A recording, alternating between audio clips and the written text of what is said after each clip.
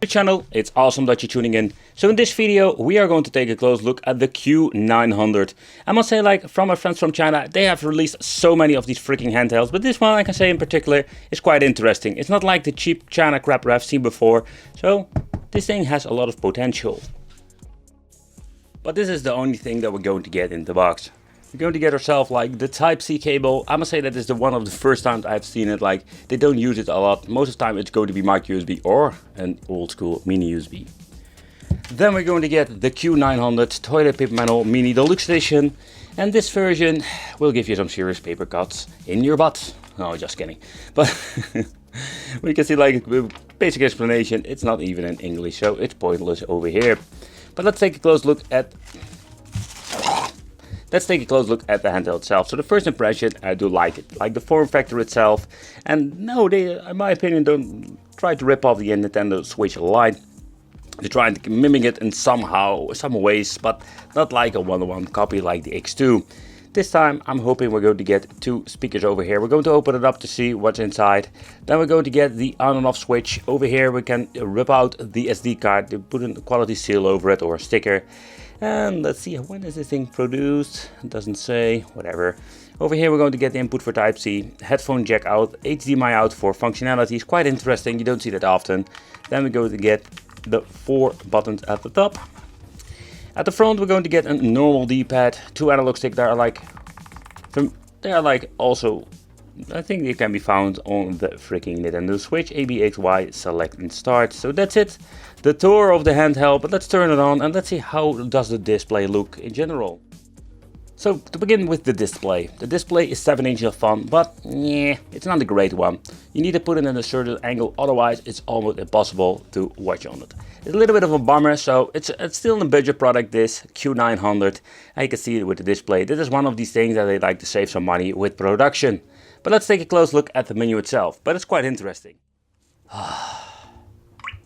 Alright, so the menu itself. The menu, I have seen it before.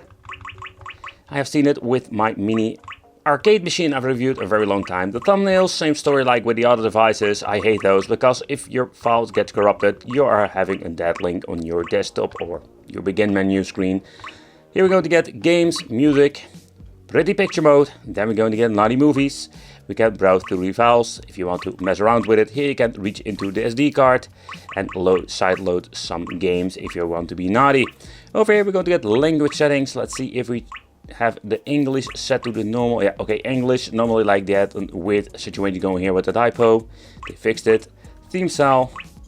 Oh, we're going to get 2 theme styles. Don't know if you can add some more themes to it off screen.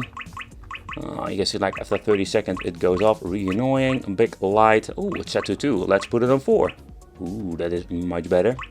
Will not improve the view angle, but it will give a better recording. Key tune. You can change that out too. Alright, this one is really annoying. Let's put it there one. Restore to default settings and the system information. And here we can see that they're using the first firmware. So far I know there is no option for changing out like the firmware or updating it. What you see is what you're going to get. Another option you're going to get is when you're pressing select to start in the game, you can make a save slot, or you can choose a save slot and make a quick load, quick save. Over here we're having the controls option, so if you want to mess around, so something has been messed up, you can just change it over there. So in my opinion, that's a very good thing. But no, explicit ratio! They messed it up! Again!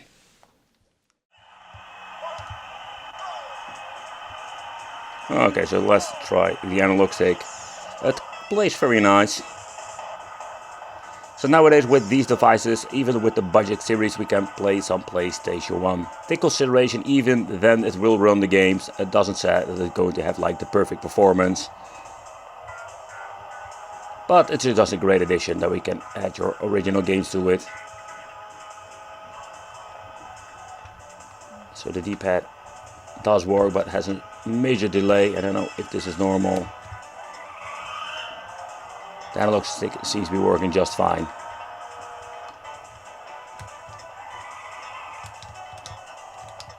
And also the buttons play very nice. I love it. They're a little bit too tiny for my hands, but they seem to be working.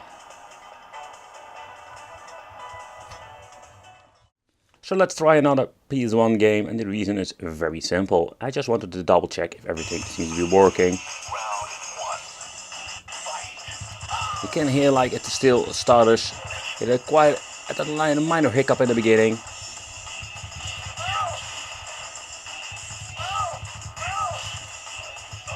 I'm always playing Tekken like this. Works way better. It's more like the arcade style. Yeah. Ah, they messed up the controls. Absolutely, like they swapped the buttons. That's the reason why I can't do my freaking combo. Okay, so next up I basically started with the PlayStation 1 because that is the most demanding system. Oh, by the way, that's the only, like say, most demanding system this device can play. Don't forget that with a budget device like this, with a budget device like this, is that you're still very limited what you can do with it. And especially when you're looking at the emulation part, it's just a nightmare if you ask me, because you cannot swap out emulators, you cannot upgrade the firmware so far, no. So what you see is what you're going to get. So if everything runs fine, it's okay. Does it run like crap, you just have an issue and you just need to deal with it. And in my opinion, that's always like a little bit of the bummer with these, well, let's say expensive products slash budget, because these things are like in the middle between Anbenic and a system that is always going to be messed up is Mega Drive, due of the sound. But it seems we found a system that actually like runs the game pretty good, and it is like a budget product. All the sound effects are here. Yep. So the D-pad itself, I really hate it. I'm just going to be honest with it. The D-pad is awful to play with, too sturdy. I know there's some minor delays. It's really annoying.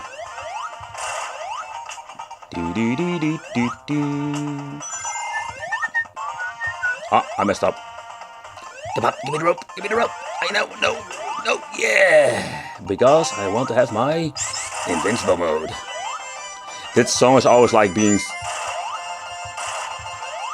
activated when you're going into super mode. I can still remember it, like freaking annoying.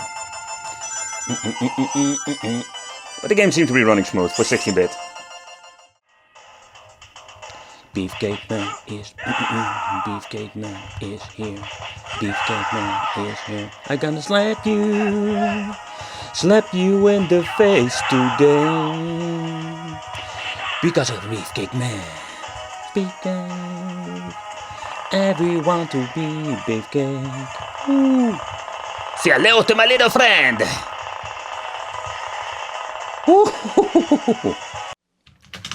Okie dokie. So let's open it up. Let's see what are we going to get in the inside. So I'm having a second doubt if this thing even has like 2 speakers.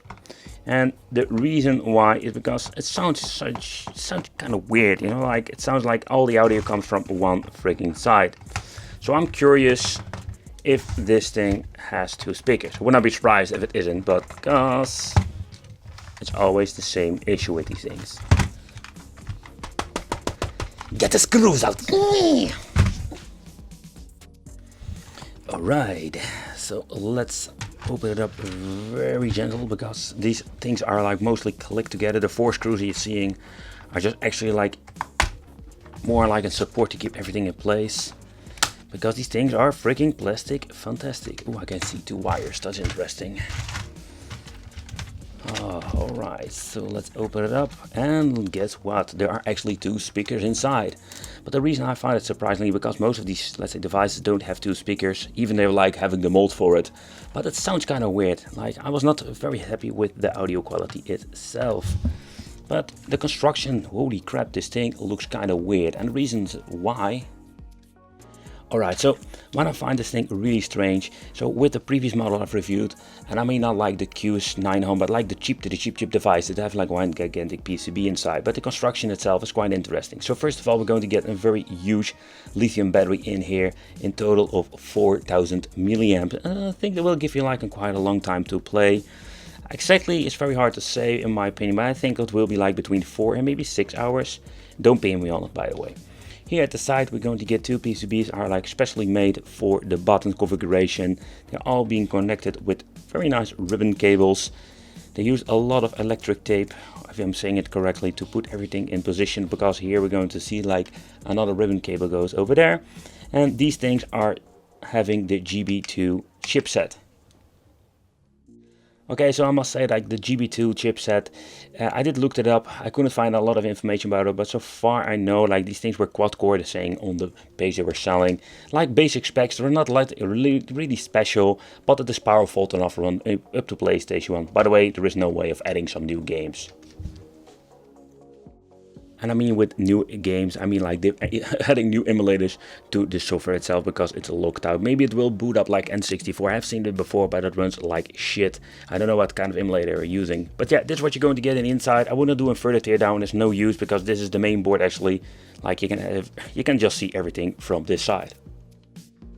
Okay, so but how heavy is this device? This device is almost 330 grams, yeah, to be honest, like it's 329 grams. It's quite heavy. Giving like a great example, like with the cheap device from China, normally they weigh around 167. Of course, this is it's smaller, but you know, you're getting the idea behind it that this Q900 is quite heavy. But how about the HDMI functionality? Very simple, it's plug and play. I've seen it with different devices, especially like the cheap ones. You need to do a lot of configuring. And with this, it's just a plug and play solution and it works like a charm. Okay guys, so what do I think of the Q900? First of all, maybe a little nitpicky, but I really hate that they put this weird logo on the front of the bezel. That's one thing that you need to change out. They do it like a lot of times with different devices, but it's just freaking annoying in my opinion. But in overall, when you're looking at this device, it got a lot of potential, but it's still like budget, cheap, and you're locked out of the system. So adding games is quite difficult, but also if you want to add some emulators, just impossible. I want to thank you for watching. Consider subscribing, hit the little bell, welcome on the Wicked family. Let me know what you think of this, and it will be great to see you in the next video.